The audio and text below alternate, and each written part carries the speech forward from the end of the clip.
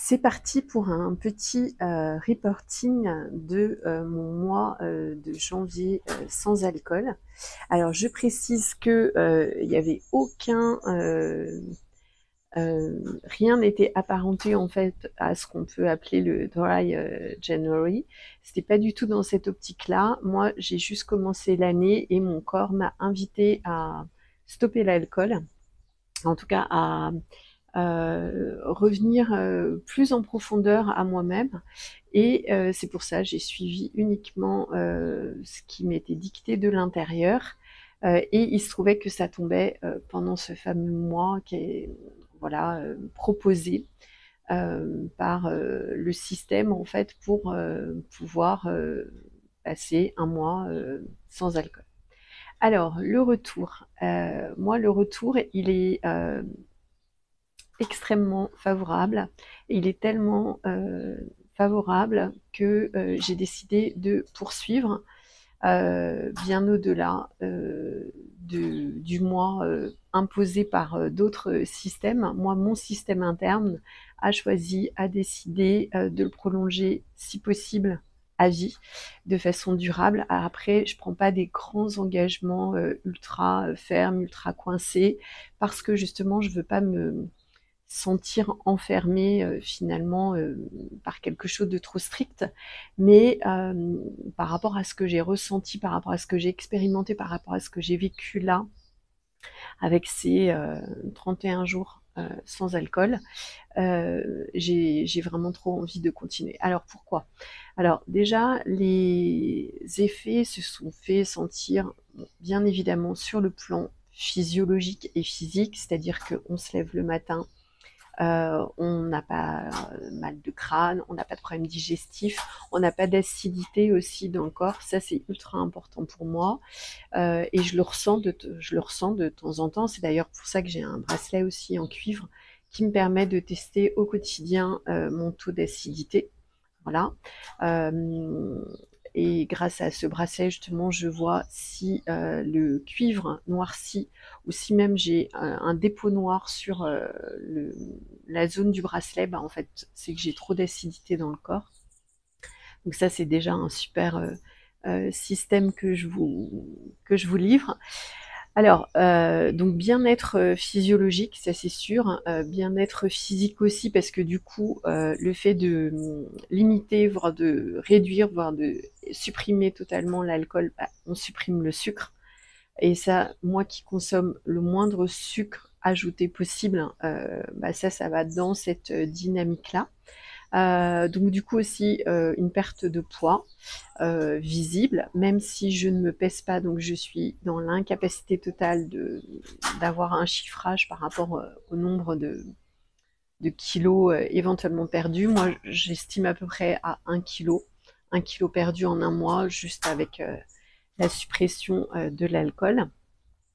Bien-être psychique parce qu'il y a plus ce brouillard mental en fait, et ça c'est aussi super important de le préciser. Disparition du brouillard mental et surtout la clarté.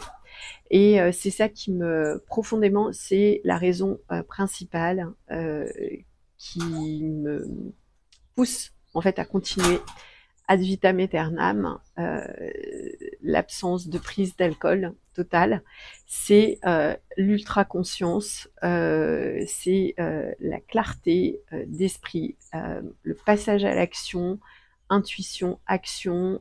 J'ai l'impression, là j'ai travaillé tout le mois sans être empêchée de rien. Ça fusait littéralement.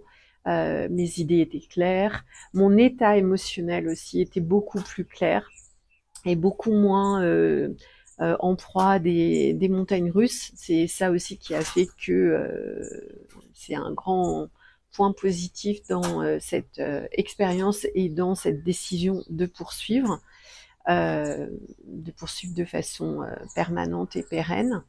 Voilà, donc des bienfaits sur le plan physique, perte de poids, bien-être général, sur le plan psychique, absence de brouillard mental, clarté au niveau de la conscience, clarté au niveau de ses perceptions, de ses capacités. Moi, c'est ce que j'utilise beaucoup dans mes accompagnements en coaching, en mentoring, dans mes soins énergétiques. Donc c'est vrai que c'est vraiment un plus. Et je dirais qu'en tant que thérapeute, c'est vrai que normalement, un thérapeute ne devrait pas boire, ne devrait pas consommer d'alcool. Bon, après, faut pas être non plus trop fermé, mais c'est vrai que pour moi, c'est un plus. Donc voilà. Et puis surtout, voilà, cette clarté de conscience qui fait que j'ai vraiment l'impression d'être tout le temps connectée à moi et qu'il n'y a aucun interface. J'ajoute aussi, alors pour les personnes qui sont pas méga conscientes, la prise d'alcool, c'est une porte ouverte aussi à tout ce qui est interférence énergétique, entités, démons, etc. Ça va souvent avec. Donc si on maîtrise pas ça en plus et qu'on veille pas pendant qu'on consomme de l'alcool à mettre plus ou moins une protection intentionnelle consciente contre euh, l'arrivée ou les interférences qui sont issues de l'alcool et qui sont reliées à l'alcool, c'est sûr que ça peut créer des problématiques encore supplémentaires à celle de l'alcool en elle-même. Et puis vraiment, cette gestion mentale, émotionnelle, complètement fluidifiée, claire, posée, voilà. Donc, super point positif. Et du coup, je vous invite tous éventuellement à partager aussi cette vidéo si vous savez que ça peut aider des personnes ou intervenir en faveur de certaines personnes qui sont sur ce chemin d'arrêt de l'alcool. Moi-même, je propose des accompagnements aussi pour cesser la consommation d'alcool, sachant que il y a très longtemps, j'ai aussi interrompu de façon nette et précise et définitive l'arrêt du tabac et de la cigarette. J'ai fumé entre 18 et 33 ans. Je me suis arrêtée à 33 ans. Et depuis, ça va faire quand même un certain nombre d'années, je n'ai jamais retouché une cigarette. J'ai même oublié que j'avais fumé. Je n'ai pas pris de poids. J'ai dû prendre 1 kilo dans le mois qui a suivi, mais après, voilà.